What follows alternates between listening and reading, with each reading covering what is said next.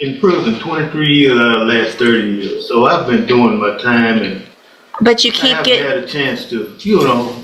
to do what? Because you've been to SafeP, you've been to ISF, and you went to ISF more recently, right? Yes, ma'am. Okay. As soon as I got out, I got it right on probation, and I haven't had a chance to. You got right on probation. You didn't. Yes, ma'am. You tested. I had to go to Beaumont, which You I'm tested from, positive for cocaine after all of this time, and all the different things that have been given to you, and the opportunity that I gave you back in January of last year. You pled open, just open to me. I could have done anything. Yes. I could have sent you to prison for 20 years, 10 years, and I gave you an opportunity. And I said on that day, because Mr. Coleman printed it out for I know me. what you said. Well, Yeah. so how do I do anything other than what I said? I mean, the situation. I got parents. My mother 90 years old, man. I don't want her to die and I be Hey, in prison. we're not talking about anybody You but know you what? today. Yeah, I know. I'm sorry your mom's that old and that you Yeah. haven't been around to be with her, but that's whose fault? It's not going to be my fault if you're not there. How about some personal responsibility instead of my mom is old and What I don't would send like me to do, prison? ma'am, you know. Judge, what I was saying about this. Go ahead. He was warned about not coming back, and the court didn't want to hear about a relapse, but I don't know that this is really a relapse. He never really got the help. On this most recent term of probation with the JCDI, and if transportation is going to be a problem, I know he's already been to SafeP, Judge, but it would be a relapse portion of SafeP would be appropriate, or a whole new term. Hold on. So if I'm reading this, I want to know when he went to ISF this last time. Parole sent him when, because the way I'm reading is you were released from ISF and started JCDI August 6th of 2024. So I put you on probation in January, and between January and August, you went to ISF last year. Is that correct or no? Rose sent him to ISF because of additional charge. Okay. So when was that? He was in custody in Jefferson County, and then from custody. Went straight there.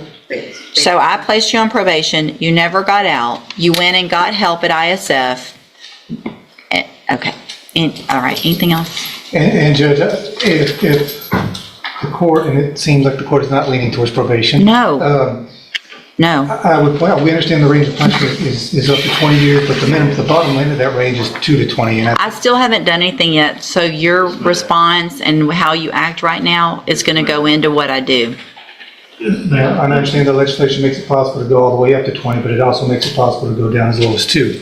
I think we have to look at each case for the facts, and the underlying offense was a theft at the Dollar General, I think, or Family Dollar. I think it was about $100 worth of merchandise. I would ask the court to consider something at the lower end of the range, maybe 2 to 5. Just because we can drop the hammer on them, that doesn't necessarily mean that we should. And that's what we're asking the court to do. Probation is not going to be an option. Thank you. Mr. Coleman. I'll keep it brief. The defendant has earned every bit of a 15-year sentence in prison. That's what I asked for originally. You placed on deferred. That's what I'm asking for today. 3 things I'd like to quickly point out, Your Honor. Looking at the defendant's version in the updated PSI, he says that when he was placed on in the JCDI program, that he believes it was an attempt to set him up for failure, demonstrating a lack of acceptance of his own responsibility. The resources and time that have been dedicated to this defendant, limited resources, mind you, could have been redirected to someone who is more amenable to being rehabilitated. Lastly, you got his full criminal history there in the original PSI. And I provided you with the transcript from the sentencing just to remind the court. I know you see a lot of defendants, but just to remind the court that you essentially told him up front this was essentially a zero tolerance probation. And I do appreciate that because I do see a lot and I don't remember it all. But Mr. Taylor, do you have anything you want to say? Yes, ma'am. You know, been through a lot of things in my life. You know, people dying in my family and other things, drugs. But you know, I think that I could do better if I had a chance, proper opportunity, ma'am. And I Mr. did a lot of time, I've done my Yeah, I time. You have. I You've don't done. think just putting me in prison I think I need But a chance. I really well, do. it doesn't make any sense because you're saying, you've done a lot of time, and at some point, you either say, I don't like prison and I want to do better, That's what I want, man. but you didn't take advantage of the opportunities you were given. You're saying you want help, and we gave you help, or parole gave you help. So you didn't even get out on my probation yet. You had ISF, a reminder of the tools that you had a long time ago. You had those things, and you got out, and you didn't take advantage of the opportunity that I told you. Right. You better take advantage of it because you're not going to get it again. You're saying the same things that you said. Please just give me another chance. I'm going to do better. Please send me to ISF or a safe P. It's all the same thing that you're saying, and no one is setting anybody up for failure. I can, hang on. To the JCDI. I had back surgery. So what you're telling me is when did you have back surgery? 8 years ago. Okay, But they only did half. listen. I'm not making excuses. If you're throwing out to me that you had back surgery 8 years ago, then you are digging for everything you possibly can, and we're done with all that. I'm going to find that you previously entered your pleas are true to counts 1 through 6 freely and voluntarily. I'm going to find those counts true. I'm going to find sufficient evidence to find you guilty, and at this time, find you guilty of theft of property with previous convictions. I'm going to sentence you to a term of 12 years in the institutional division of the Texas Department of Corrections. You will receive credit on that sentence for any time that you've been in custody that the law gives you the right to receive.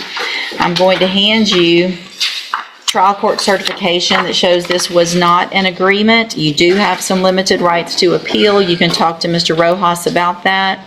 I'm also going to hand you a written admonishment regarding your ineligibility to possess a firearm or ammunition. Because of the judgment entered against you, you're ineligible under Texas law to possess a firearm or ammunition. Possession of a firearm or ammunition could lead to charges against you. Firearm is a legal term, and you should read the written admonishment I provide you to see what devices qualify as a firearm.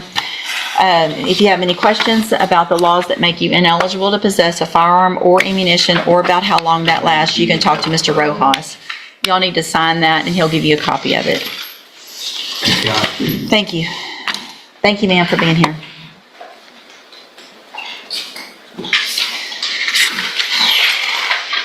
Ms. Holmes on Demario Flukas. That's it for her. You missed me 12 years. Hey, come back, Mr. Taylor. Come here. Let me tell you something. I still have jurisdiction over your case. So any disrespect that you show me right now, I can add years to that number. Is that what you would like to do? I do think it's fair. It doesn't matter that it's a misdemeanor. You keep doing it over and over.